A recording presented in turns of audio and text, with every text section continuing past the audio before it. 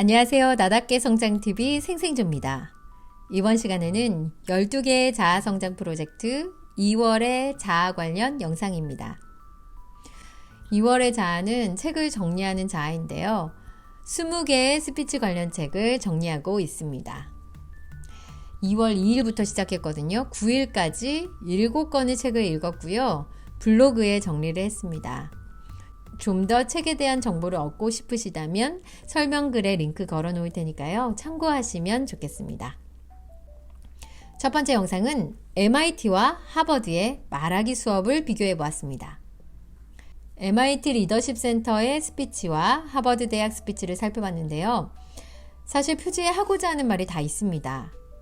MIT 리더십 센터 말하기 특강에서는 논리가 아니라 감정으로 말해라. 하버드 100년 전통 말하기 수업에서는 대화의 마침표를 찍는 사람이 되지 말고 대화를 이어나가라는 것을 강조합니다. 어떻게 감정으로 말하면 될지, 또 어떻게 대화를 이어갈 수 있을지 지금부터 두 책 만나보시죠. MIT 리더십 센터 말하기 특강은 퍼블릭 스피치입니다. 많은 사람들 앞에서 스피치하는 것을 말하는데요. 스피치에서 감정을 중요하게 생각하고 이야기를 풀고 있습니다. 강한 감정이 강한 기억을 남길 수 있다는 것이죠. 그런 적 있으세요? 정말 민망해서 잊어버리고 싶은 사건인데요. 내 기억 속에 콕 박혀 있습니다. 그리고 정말 감동적이었던 순간도 내 머릿속에서 떠나지 않습니다.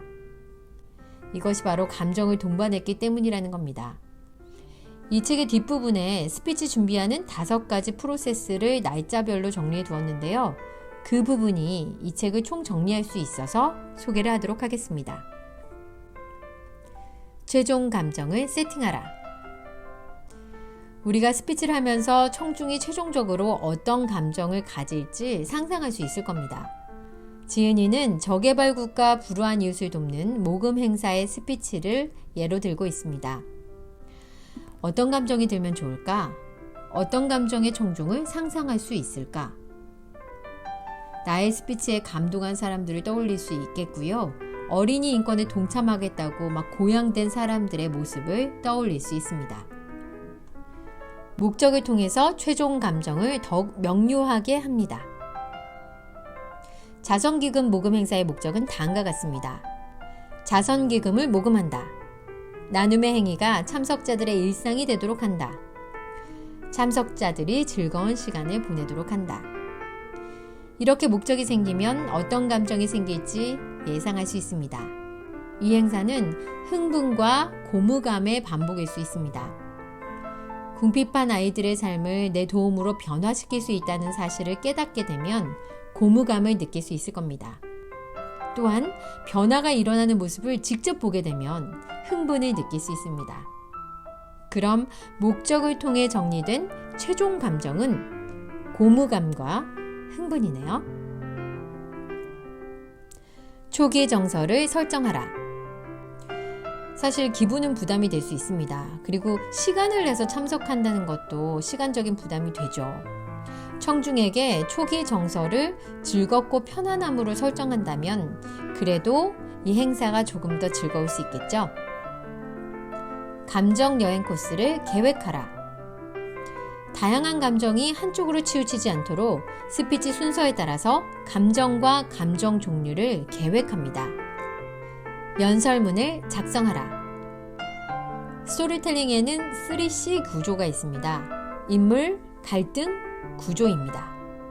이 구조들을 기본으로 해서 누구의 이야기를 어떤 장면으로 묘사할지, 운율을 어떻게 사용할지, 적절한 비유가 있는지 이런 것들을 생각해보고 연설문을 작성하라는 것입니다.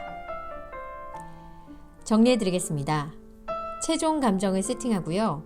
최종 감정을 명료화시킵니다. 그리고 청중들이 어떤 초기 정서를 느끼면 좋을지 이것을 설정하고 감정 코스를 계획합니다.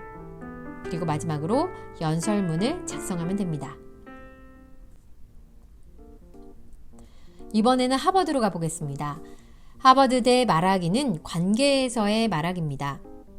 대화를 이어갈 때 필요한 많은 법칙들이 있는데요. 그 중에 크리스토크 타키스 교수의 말하기 이론을 소개하도록 하겠습니다. 여러분은 긍정의 영향을 많이 받으세요? 아니면 부정의 영향을 많이 받으세요? 대부분의 사람들이 즐거운 감정에는 최대 2%, 부정적 감정은 최대 5.6% 영향을 받는다고 합니다.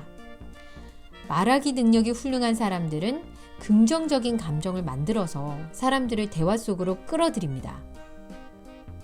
긍정적 태도를 유지하고 성공을 상상하라. 위험 신호를 피해라. 당신의 의견을 강제로 주입시키지 마라. 상대방의 생각을 알아내라. 부정적인 감정은 조절하라.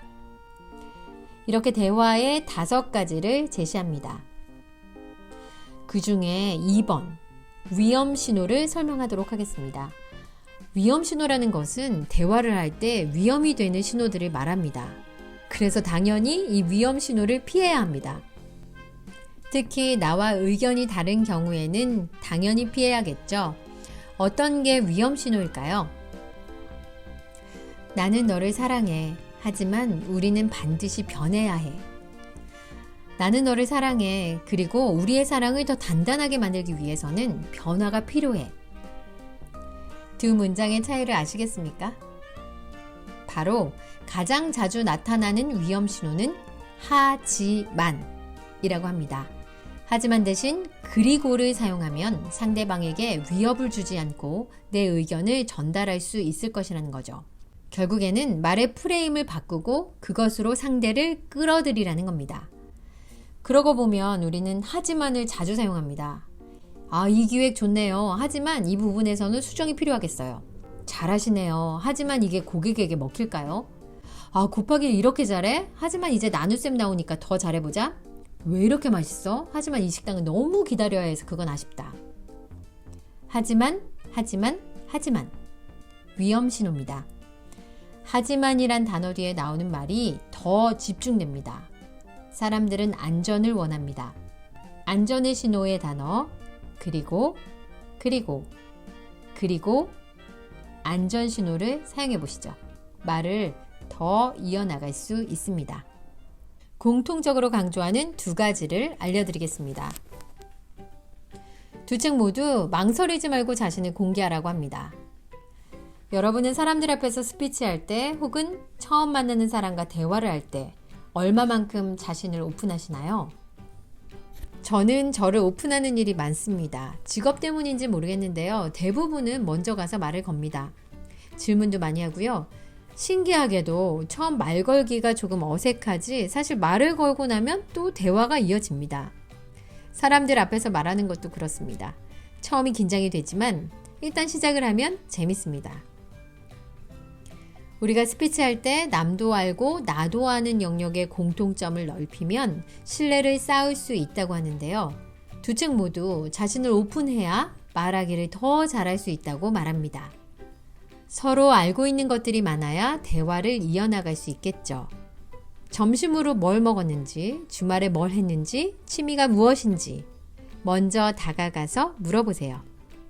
아니면 여러분이 말하고 싶은 것을 질문하셔도 됩니다.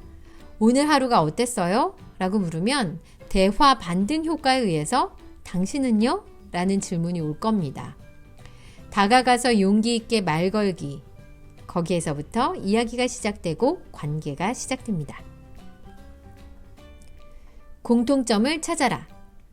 두 책 모두 공통점을 찾으라고 합니다. 감정을 공유해야 나의 스피치에 같은 감정 라인을 가져갈 수 있습니다. 그리고 대화에서도 공공의 이익이든 공공의 적이든 만들고 나면 훨씬 친밀한 관계를 유지한다고 합니다. 사람들은 공통적으로 싫어하는 것이 많을수록 친밀한 관계가 형성될 가능성이 크다는 연구가 있습니다. 꼭 공공의 적이 어떤 사람일 필요는 없습니다. 비즈니스 관계에서의 합리적인 공공의 적은 이런 것들이 있겠죠. 이윤의 손실, 시간의 손실, 인재의 유실, 기회의 상실. 개인의 생활에서의 합리적인 공공의 적은 다음과 같을 수 있습니다. 가진 재능을 펼칠 기회가 없음, 외로움, 건강이 좋지 못함, 날씨, 교통의 지연과 같은 공공의 적. 제가 몇 달 동안 육아 독서 모임을 하고 있는데요. 공통의 고민, 상황, 어쩌면 시간적, 육체적, 감정적 손실까지도 함께 오픈하고 공유를 하다 보니까 제게 참 소중한 모임이 되었습니다. 여러분도 공공의 이익, 공공의 적을 가지고 있는 관계가 있으신가요? 한번 찾아보시죠. 아주 밀접한 사이일 겁니다. 두 책에서 말합니다. 자신을 공개하고 공통 분모를 찾아라. MIT는 대중 스피치에 대한 이야기고요. 하버드는 대화에 대한 스피치 책입니다. 퍼블릭 스피치, 많은 사람들 앞에서 말하는 것을 훈련하고 싶은 분은 MIT로, 일반 대화에서의 처세술 중심의 말하기가 필요하신 분은 하버드를 선택하시면 되겠습니다. 작지만 분명한 희망, 나답게 성장TV, 끝까지 시청해주신 여러분 고맙습니다. 나답게 성장하는 삶을 응원합니다.